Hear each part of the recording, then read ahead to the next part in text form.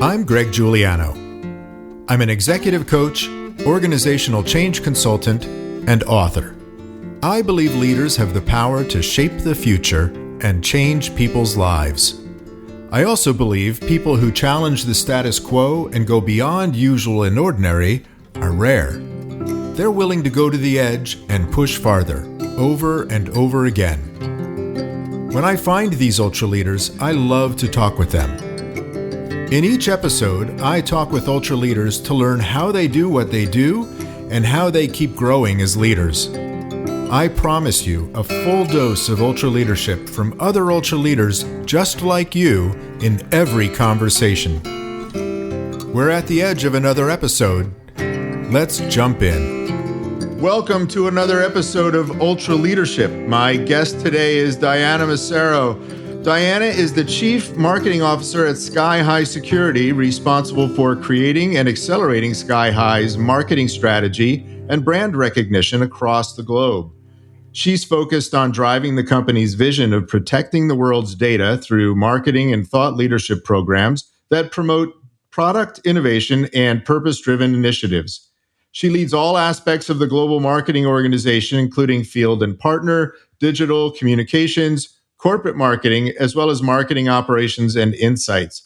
With over 20 years of experience in global SaaS organizations, Diana has held leadership positions at Armor Cloud Security, Idera, and Pros. She is passionate about helping companies create and lead new market categories, as well as grow share of mind across all aspects of the marketing and communications portfolio. Diana holds an MS from Stanford University and a BA from the American University of Paris, where she got to live for 5 years. I'm very jealous. Now she, her husband, and her 3 teenagers, one's going away to college, call Houston home. She's got an adorable dog in the bed behind her right now. And I'm so excited to have a conversation with Diana. Welcome, Diana. Thank you. That intro was a little embarrassing. So great. Well, we all get a little humbled every now and then. So we're going to do the rest of this podcast is not Right. embarrassing. We're going to have an awesome conversation.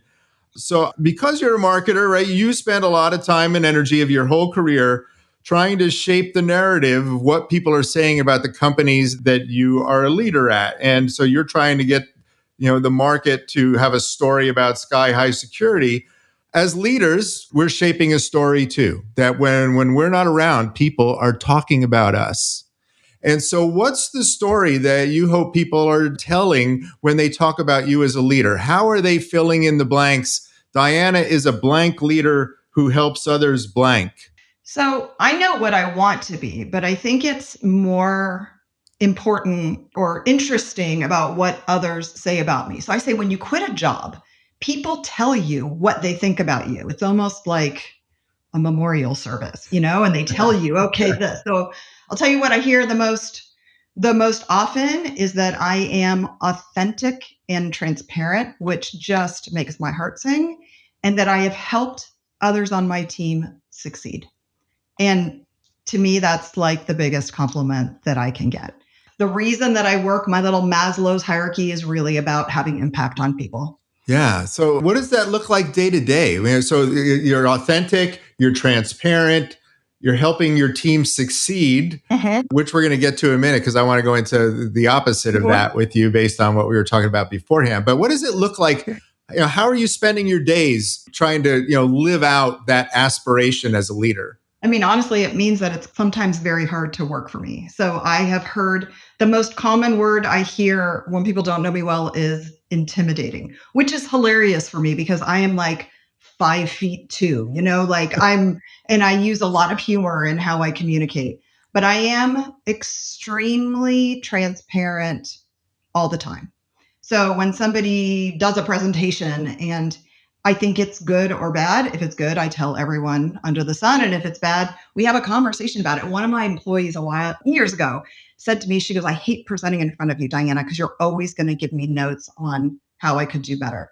And I thought, okay, that's bad. I went too far. I got to back it off a little bit. But recently, I was working with one of my leaders who was phenomenal. And we were talking about what they need to do to move up. And this person said, well, Diana, here's the things that you've told me that I need to work on, and here's what I'm doing. And I was so incredibly happy that I had communicated this to this person and that they had been able to remember it and work on it and internalize it and accept it. And so to me, that's leadership. Yeah, absolutely. So Brene Brown says, right, clear is kind, right? So you're giving these gifts of feedback, right? So giving people notes on how it went. How do we help people reframe it and see that feedback is a gift, right? That you're helping those people. Hey, by the way, you have spinach in your teeth, right? So you need somebody in your life who's going to tell you that. And you do I'm that. person. You do I'm that. that person. I tell people. Yeah. You know what else? Just a little bit off, but I also always give my bosses feedback because leaders don't get that much feedback, especially positive feedback. Right. So somebody said something great about the CEO and wrote it to me the other day. And so I cut and paste that and sent it to him and said, I just want you to know what people are saying behind your back. So the feedback goes both ways. Yeah. Well, and at a very senior level like you are, right? It's few and far between, right? We get less of it because people are afraid of the title. They forget that you're just a person and you just have That's why I just need to quit my job so I know what people are thinking. So we were talking before we came on the air about the trajectory of our careers and how life, we're juggling life and all of that. And then we got on the topic of first-time leaders, how the way that we reward performance in an organization is we make somebody a people manager, we make them a leader. And then when they do good at that, then we promote them and we give them more. We're not preparing them for these steps. And so I want to get you to share like some of the mistakes that you were guilty of, like I was guilty of when I was a first-time leader, but that you notice now and you try to help these folks overcome those as a coach and a mentor. So I do a lot of mentoring, and my favorite part of mentoring is, or people to mentor are either first-time leaders or leaders who are taking on bigger groups and how that changes.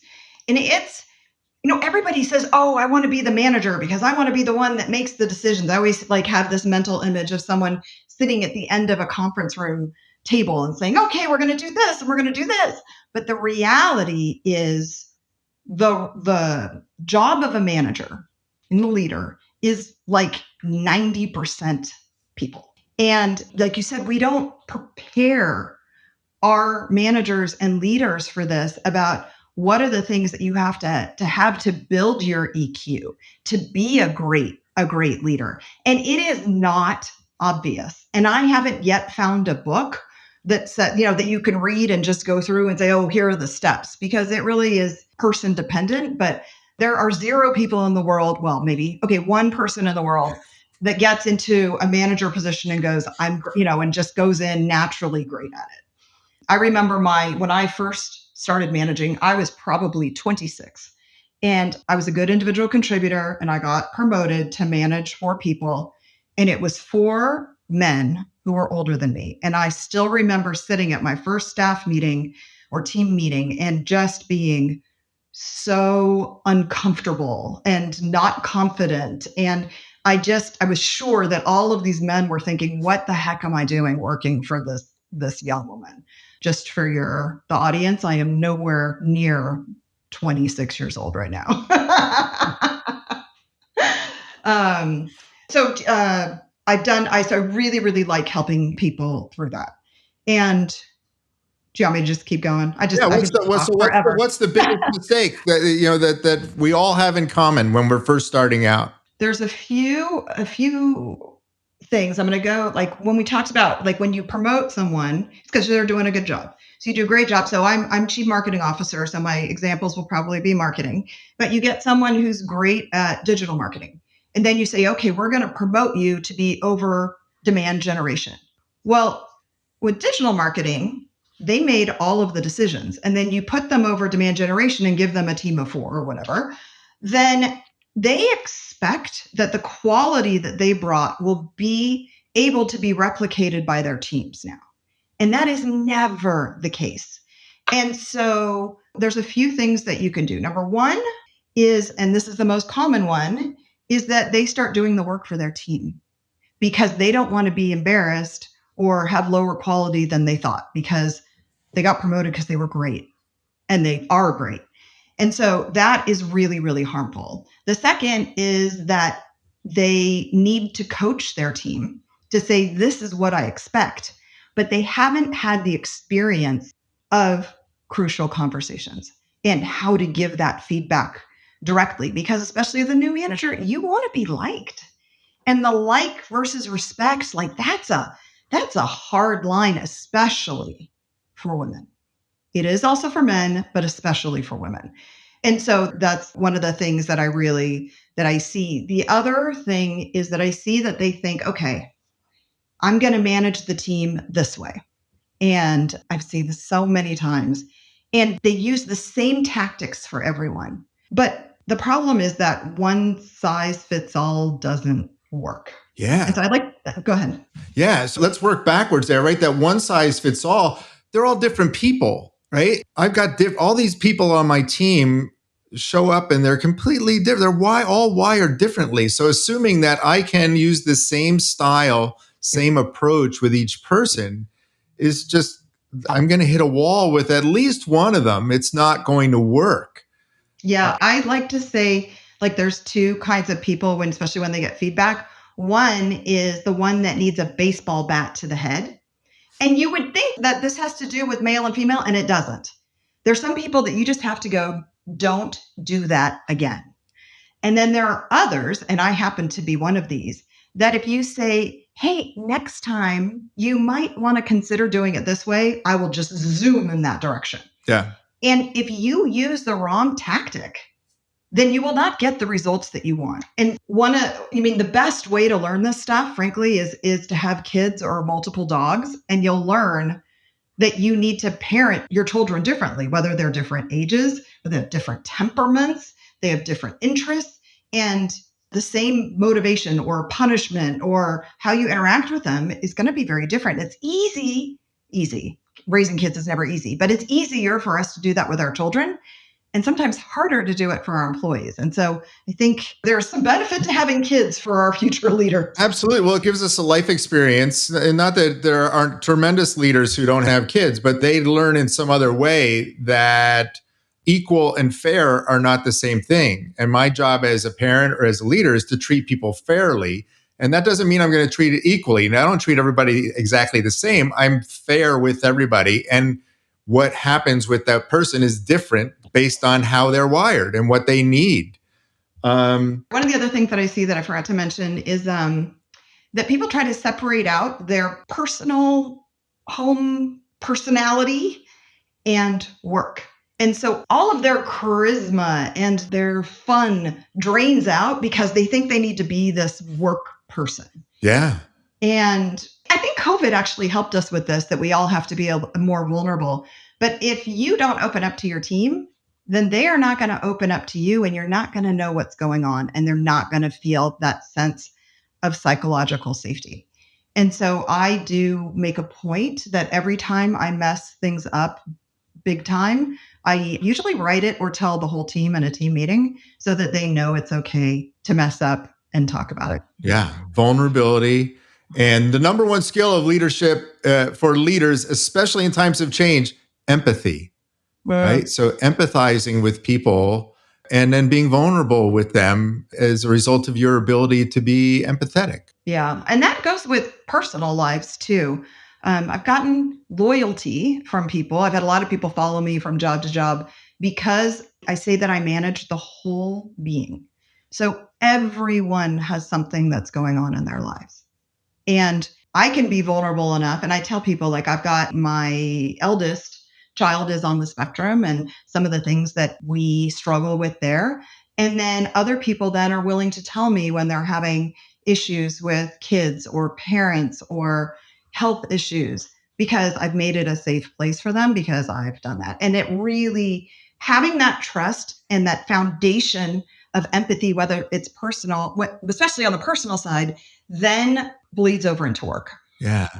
I want to talk about go back to one of the other mistakes that you mentioned about needing the team they got to like me. And the way I see that play out, and you touched on this a little bit too, is that I don't have the crucial conversation or the direct conversation with somebody because I don't want to hurt their feelings. And I think part of that might be that I don't want to hurt their feelings and I want them to like me. But the other side of that is why I think a lot of leaders avoid those kinds of conversations is that we just don't know how to have them. And it's going to make me so uncomfortable having that conversation with you that I'm not going to do it. Well, it's like, I keep using family examples, but it's like a marriage. Like if you just hold everything back, then suddenly you're going to have a big blow up with your spouse. But if you talk about it every time something happens, then it just becomes second nature. And so I don't wait to I tell people, if we do an annual review and you learn something, I have absolutely failed you. So if you think about giving feedback, positive and negative, early and often, then it doesn't become that big of a deal. And it's a lot easier for me and it's a lot easier for the employee. And they feel like I am cheering for them and I am on their side. And I do a lot of, especially when I first join like a new organization and I'm inheriting a team, I do a lot of sending out atta people. So like attaboys about like if somebody says something good or I see something great.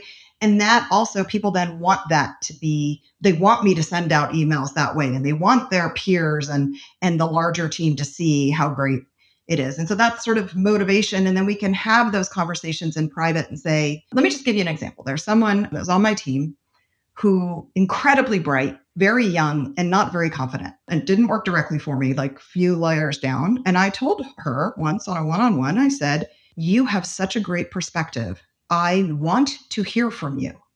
So every meeting that you are in, you need to talk. And so that was feedback, but done in an incredibly positive, supportive, I want you to be better way. Right. That's brilliant feedback. I love that because it helps the person to grow and it helps them create a story about them to bring us all back to the beginning. That we want people at the end of that meeting saying, wow, it's so awesome that person was in this meeting because of what they contributed versus you sat there and said nothing and they go, why is that person even in the meeting? So that's fantastic feedback for someone. The other piece that I was on, bring you back to the mistakes that you mentioned, because these are fantastic. And I want everybody to catch them and figure out how to undo this, is that we fall into the trap of we end up doing the work of our directs. Because we don't know how to coach them. We don't know how to get them to do something. So it's just easier for me to do it. And there's a real danger in that. Going back to the kid example, when I had, my kid would ask me to help with something and I would end up doing it. And then they look deflated and they're sitting there looking out the window, like so disempowered because I just took it over. And I imagine that that's what's happening on our teams too, when we step in and we do their work for them. So tell me a little bit about that. And when you catch people doing that, how do you get them to break that habit? Well, it's just a direct conversation. So, and I had this conversation with someone earlier this month. And we talked about if you do the work for this person, then they will never learn. And you also then avoid the crucial conversation. Yes. And if you have the wrong employee, then you have to give them a work because you need to put them on a performance improvement plan. And hopefully they will then start developing and working, and that's the best outcome. If not, you got to find somebody else. So there are layers upon layers of how that is harmful to an organization. Yeah. So I view my job as a leader or any manager, which is the first job is to enable your employees. So you take the great employees and you say, here's the direction, here's the money, here's how I'm measuring you, go, and I'm here for you. And here's the strategy that you need. The second one is I say I'm a force multiplier for execution.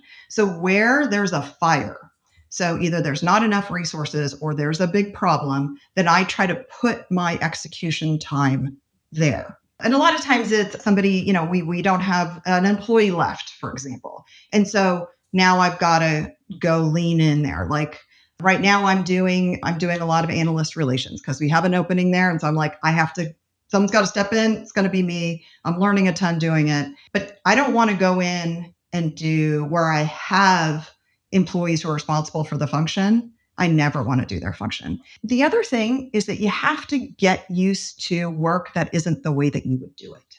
Yes. And that, especially in marketing, like there's a lot of decisions that aren't super clear cut. Think of graphics and visual and branding. And so I had to get with my creative director and say, okay, I'm going to give you opinions, but you don't have to do any of them. But here's the words that I'm going to use when I feel very strongly and something has to change. And then everything went very smooth. And he's brilliant and I love his work. So it was easy, but I don't love everything about what we produce. But I have a great, talented team that feels like I let them fly. Yeah, it brings it back to something you said earlier, that right, when you're a leader, 90% of the job is people, and you put the people in the role and enable them to succeed. And if they're not performing the way that we want them to, the first assumption is that there's something in their way that's external. It's not them. So you're helping them to figure out what's in the way and remove the barrier, not, oh, they can't do it, so let me do it for them. I mean, that's ideal. I'm sure I don't do that. If my team is listening to this and they're laughing, like, just guys, tell me. That's another thing that I do that's been fairly new for me that I think is, I don't know if it's working well, but when someone on my team gives me feedback, constructive criticism or any kind of criticism, I tend to tell the whole team, this person said that I interrupt too much and I'm working on that. And I thank you for being so open and direct with me. And it really helps me be better. And so we tried, and I only did this recently. So I haven't done all this well. I mean, the reason that I know this stuff is that I have messed up all of it. And I'm sure there's people that are like, oh, she's an awful manager. Oh my gosh, you're like the rest of us. Yeah. Later in my career, I'm getting some of it together. Like the best way to learn is to make a lot of mistakes. So this has been great. So I love to end conversations with leaders and teams with an expression of gratitude because it's good for our brains. So I'm grateful for you spending some time with me today and sharing all this wisdom with everybody who's listening. It's been tremendous. And I want to give you the final word and, share something that you're grateful for today. As we were talking, I was thinking how grateful I am that so many employees have put their trust and their careers in me. Every time we get a job offer out that I send someone an email, anyone on the team, I say, thank you for putting this trust in me and the company. And so I really appreciate when people trust me to take that feedback and want that feedback, which is part of working on my team. And so I was thinking that while we were talking. That's awesome. Awesome. I have so enjoyed our time today. This has been fantastic. I really, really appreciate it. I wish you and your team all the best. And Thanks so much. All right. And that's another episode of Ultra Leadership. We will see you next time. If you're enjoying Ultra Leadership, please take a minute and give us a review wherever you find your podcasts. And please stay in touch. Sign up for our Ultra Leadership newsletter at ultraleadership.com. Now, before you jump to your next meeting, I invite you to reflect on what you heard today. What stood out for you? What insight might you want to incorporate into your leadership practice? Until next time, remember, as a leader, you always have the power to shape the future and change lives. So go to the edge and push farther. Thanks for listening.